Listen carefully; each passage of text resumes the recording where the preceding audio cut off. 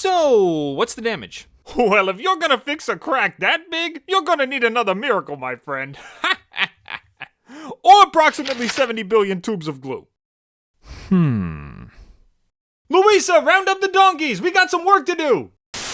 So I've been talking a lot about Encanto lately. More than any sane person probably should. And more times than not, I've expressed interest in some eventual Encanto expansion. Some expancho! Some ex-poncho? You know what I mean, a sequel, a Disney Plus series, a vehicle to tell more stories with these awesome characters. And in case it wasn't obvious, I am far from alone on this. Fans want it, fellow YouTubers want it, the creators themselves want it, my own viewers want it. We're pretty much all in agreement that Encanto definitely needs to come back in some way, shape, or form. And while I'm not particularly picky on what format they choose to continue with, one thing I'm really hoping to see is the Madrigal family finally leaving the Encanto. Now, I have heard from some people that this is a strange way of thinking because back in the day, it was apparently Colombian tradition to stay in one place and breed future generations instead of getting up and going places. We don't leave our nests, we make them bigger. But for the sake of new stories, I just think there'd be more potential for creativity if they traveled a bit. Like, you can keep the Encanto as the main hub, that's totally fine, but the Madrigal should totally go out into the world and explore. There'd be new people to meet, new places to go, new aspects of Colombian culture to include, and of course the multitude of character arcs that could spring from these characters finding themselves in a world they never experienced before. It'd be like going on a life-changing road trip with Colombia's most magical and lovable family. This summer, join Colombia's favorite family, Mirabel, Abuela, Martha Stewart, Beef McWhatnow, the reason they're all vegan, and as they embark on the adventure of a lifetime. Don't miss Encanto Trip, coming soon to a Disney Plus near you. Okay, that sounds terrible, but still, I think that they should have the freedom to go where they want instead of just staying in their titular safe space all the time. However, there's still one glaring question that needs to be answered before anyone takes a side on all this. Could the Madrigals leave the Encanto even if they wanted to? I mean, we know that the film is rooted in at least some kind of realism with nods to historic events and whatnot, so if the family did decide to pack up their things, slip through the crack, and see what's out there, would it be safe for them to do so? Well, in this video, I'm gonna do some actual research on Colombian history so I can roadmap the Encanto's timeline from past to present, pinpoint any historic events that may have happened, and ultimately decide if it's safe to leave the Encanto at all.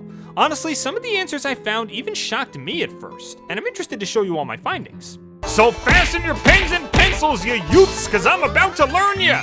And if you have any thoughts on whether or not the family should voyage outside the Encanto, feel free to leave a comment below. But for now, let's dive into this Disney film and quote the facts historical to talk about a sequel film that's merely metaphorical. Let's go!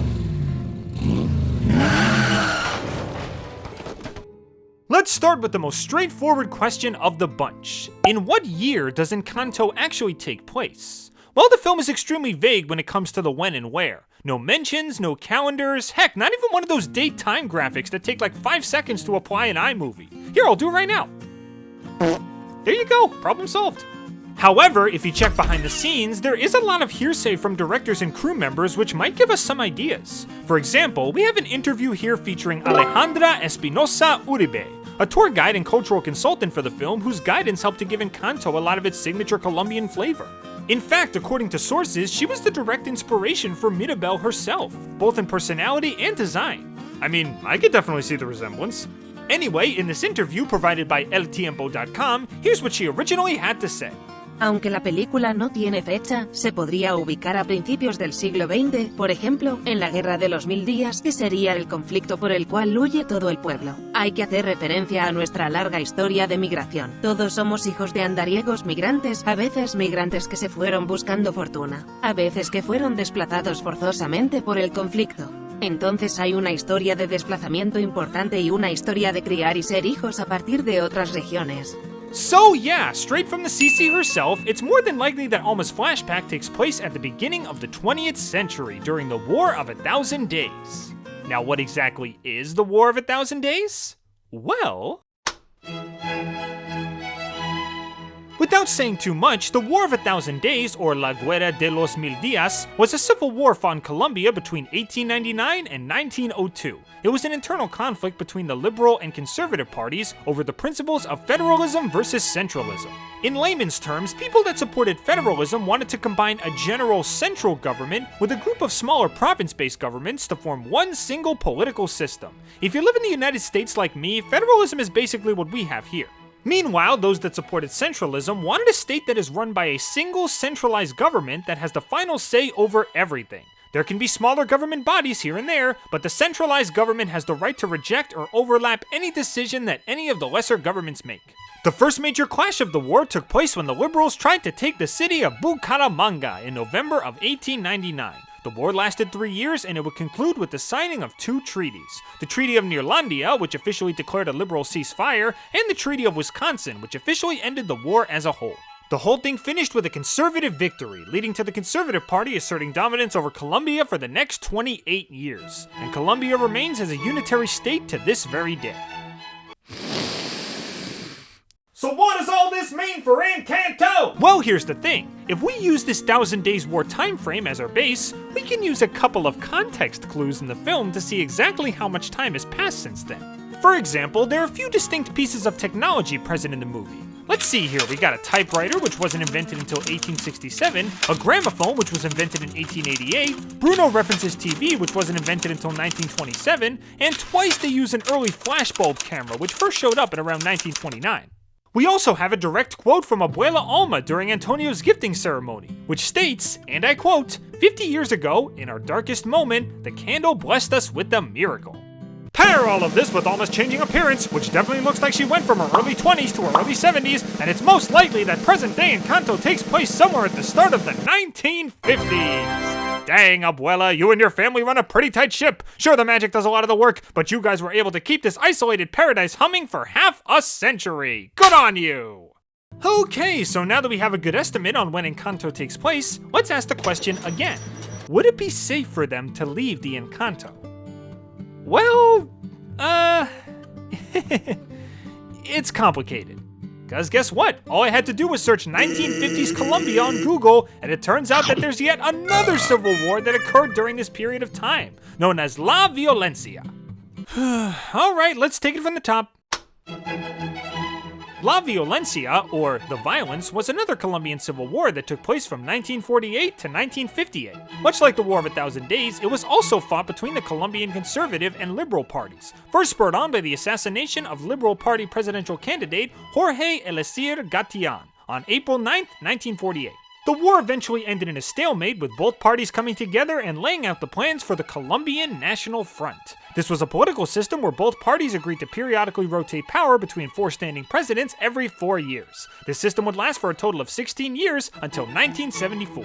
While both parties did come to a compromise in the end, the war still resulted in over 200,000 casualties, which was 2% of the overall Colombian population at the time.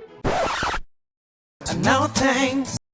Yeah, on paper, this sounds like a terrible time for the Madrigals to be going anywhere. But if the creators were adamant on exploring new locales in a future series, there are a couple of ways that they could work around this. For instance, they can issue a time skip, where the Madrigals are all aged up and the war is long over. I mean, if the movie is set in the 50s, you'd only have to go up about 8 to 10 years. Some of the Madrigals would be entering adulthood, and maybe some of them are already married with their own kids. I mean, we already know Dolores is spoken for, so it's only a matter of time, right? This could open up the floodgates for new family members to enter the picture. Or heck, maybe this is the perfect excuse to use some of the characters that got cut during production. Cause trust me, there are a lot of unique characters that got scrapped.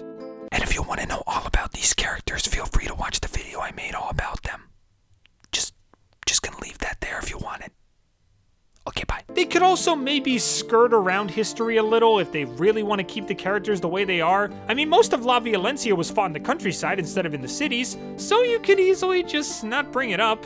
In fact, there's a deleted scene where Abuela Alma leaves the Encanto to go look for Mirabel, and aside from some modern advancements like skyscrapers and trains and cars and whatnot, things seem pretty chill. No real indicators of war at all.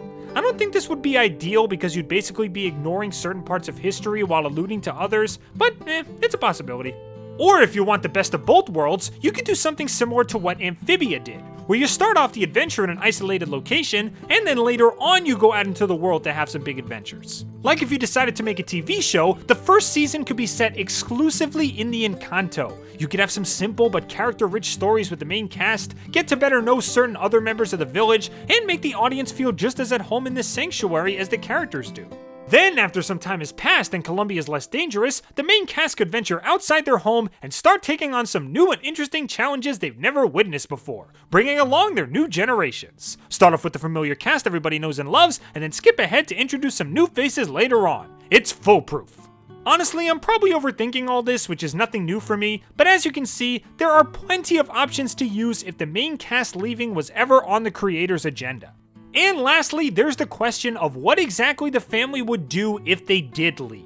Honestly, the sky's the freaking limit. Have Camilo start an acting career on his journey to find himself. Have Antonio be a wingman for endangered animals so they could save their species. Have Luisa start her own island resort on islands that she made herself. Have Julieta open a restaurant. Have Bruno pitch his rat telenovela. Have Isabel host a freaking color run. I don't know, go nuts. Honestly, a topic like this could probably be its own video, but as I've stated many times before like a broken record, there's a lot of potential here that I really hope they use.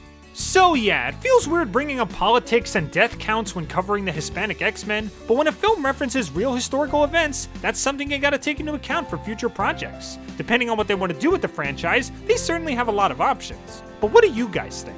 What kind of format would you like to see Encanto come back with? And do you agree that traveling around might do the family some good? Leave your thoughts in the comments below. Thanks for tuning in, everybody, and I hope to see you all real soon.